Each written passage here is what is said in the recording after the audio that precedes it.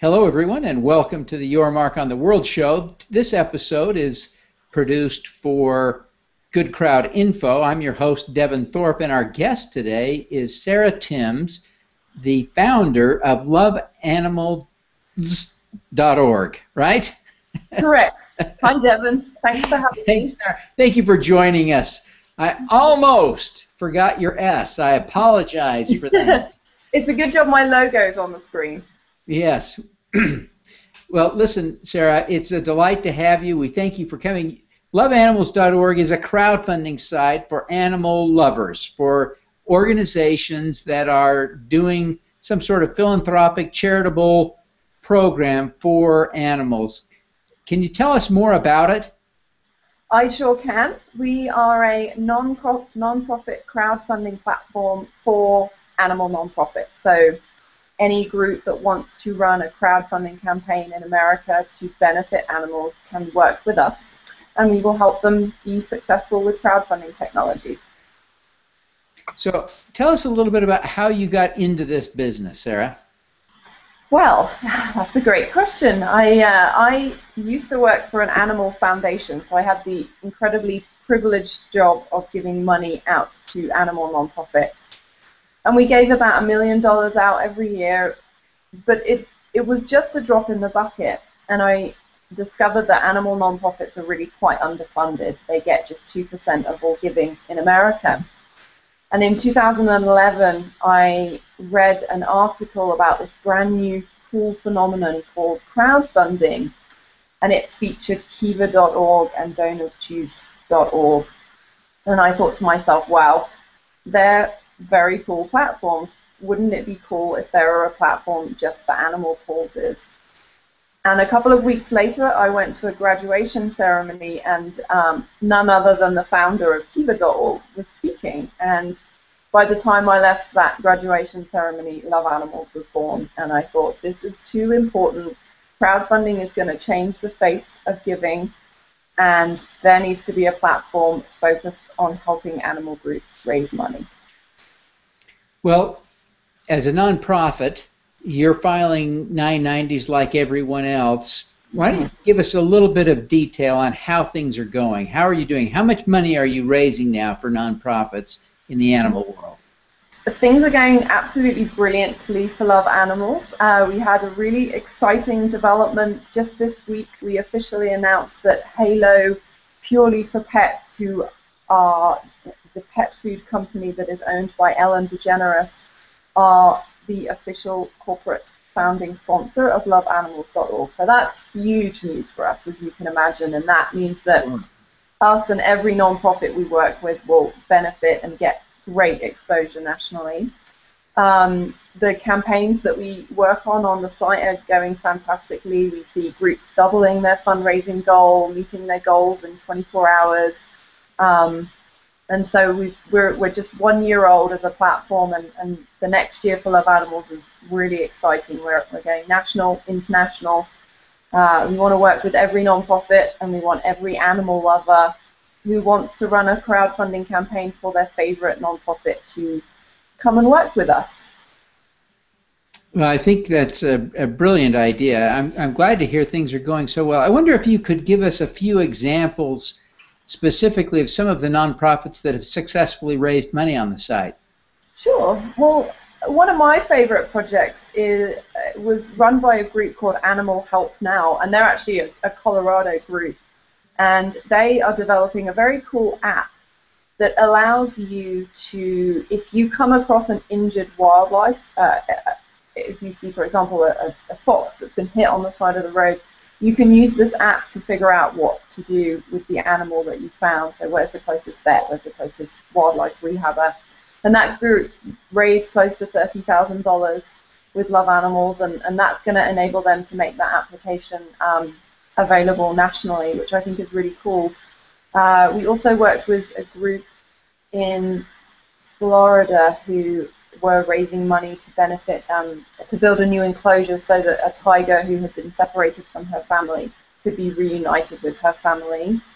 One cool project coming up, we are working with Alison Eastwood, who is the daughter of Clint Eastwood, who is going to run a celebrity campaign on Love Animals to benefit Chimp Haven, and they are taking in the chimps that were just released by the federal government that we used in research. So all manner of different cats, dogs, wildlife, aquatics, you name it, we have them.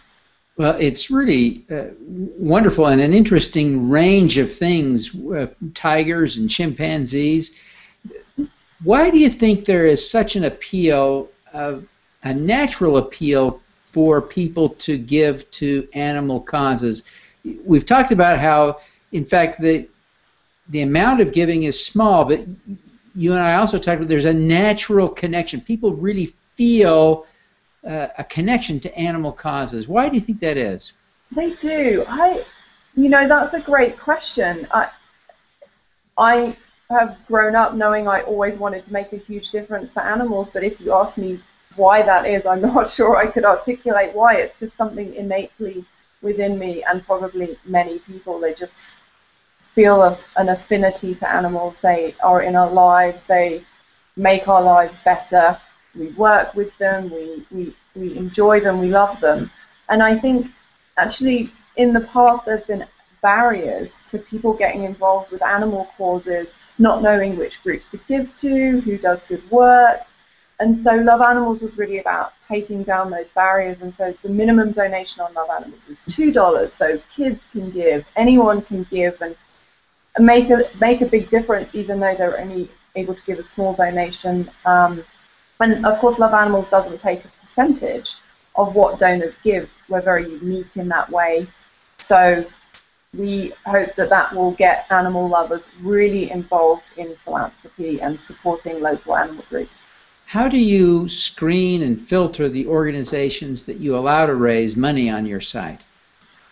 Well, we are actually very careful about who we allow to raise money on the platform, because we want donors to know that when they come to Love Animals, they will find the best nonprofits to donate to.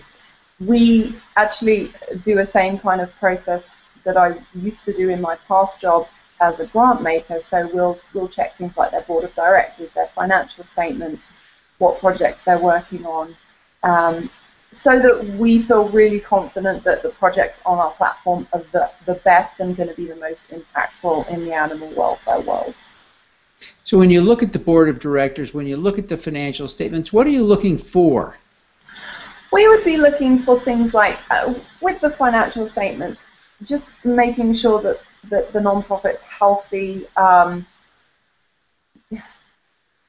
We're not looking for large nonprofits. We work with many small nonprofits, that we would just be looking for indicators to make sure that there's no funny business going on. Things with the board of directors, we would want to see a larger board of directors instead of just one or two people, because just the things that make donors aware that a nonprofit is being professionally run. It's not just a couple of family members, for example. So, but any size nonprofit we would like to work with, and there's lots of factors that go into determining a good nonprofit. How do nonprofits run a successful campaign on your site? What are the tips you'd give them for making the most of the opportunity to be selected? Well, I would say that we see the best success when the nonprofits really embrace the crowdfunding process. And we have dedicated staff members who work with the nonprofits from the minute they decide to run a campaign all the way through to the end of the campaign and the follow-up to donors after the fact. What we found with nonprofits, animal groups, is they're so under-resourced, they're so understaffed that crowdfunding technology can be a bit intimidating to them. And so we actually give them an extra layer of support and help to make sure they're successful. They get access to a curriculum, they get constant support, and we'll help them at every step along the way. And the ones that take our advice do very, very well. So what is the typical amount raised on the site when a nonprofit runs a campaign? How much are they typically raising? It really it runs the whole gambit, really. We have groups running very small campaigns, $500 for a dog that needs a surgery, all the way through to $20,000, $20,000, $30,000. So we have a really big spread.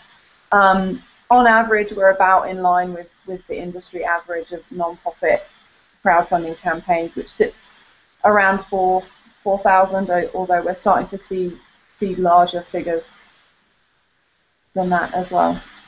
That's great. So how long has the site been operational? You told us a little bit the founding story, but when did you actually start doing crowdfunding?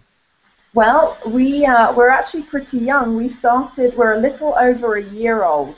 So the platform launched in May of 2013.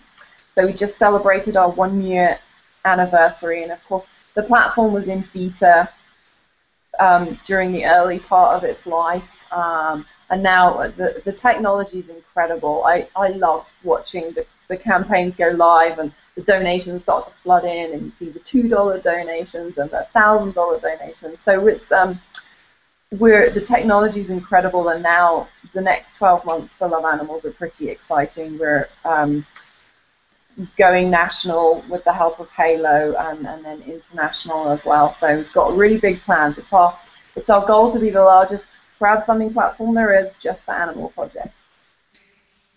So Sarah, what is what's driving your success, do you think? Well, working more hours than I ever realized I had in me, and the same with everyone that's involved with Love Animals. We have great staff members who are so committed to Love Animals. Our board of directors also working so hard to make sure that we really grow as a non-profit, and the animal world is pretty excited about Love Animals. I think we're getting, the partnership with Halo, we never expected to partner with such a large company so quickly, but I think the animal world is looking for something like Love Animals. They're recognizing the potential for a crowdfunding platform to change the face of animal welfare. So we're getting lots and lots of support, which is really exciting. Well, you mentioned, and this is something I want to call attention to, you mentioned that you don't take a percentage of the donations as your revenue model. So what is your revenue model? How do you cover your expenses? Well, we have a tip jar at the checkout. So when the donor decides to give $10 to support this XYZ project, they get to our checkout and we suggest that they give an additional donation to support Love Animals to enable us to give the service for free to the animal charities. And donors love that because they're given the choice, and 100% of their donation will be passed on to the nonprofit, and then if they choose to give a tip to Love Animals, then we retain that. The nonprofits, of course, love it because they get a little bit more money, so it means even more money is going to help animals directly, and so that will lead to our sustainability. We also get support from corporate sponsors. So, like, who's your corporate sponsor? So Halo, our founding corporate sponsor. Yes, we wouldn't want you to forget to mention them again. I know. And I'm not even required to plug Halo on this webinar, but we're so excited because they're such a cool company. We're really excited about the partnership. Well, I'm glad that you got that sponsorship. That is exciting news, and congratulate you on all of your progress and success so far, and wish you luck in the future. Remind everyone now how they can find you and engage with you. Well, they can find us loveanimals.org. They can find us on Facebook at loveanimals.org and Twitter at loveanimals.org. Fantastic. Well, again, Sarah, thank you very much for joining us today. It's been a pleasure to have you. Thank you so much for having me. Nice to have a chat. All righty. Let's do some good.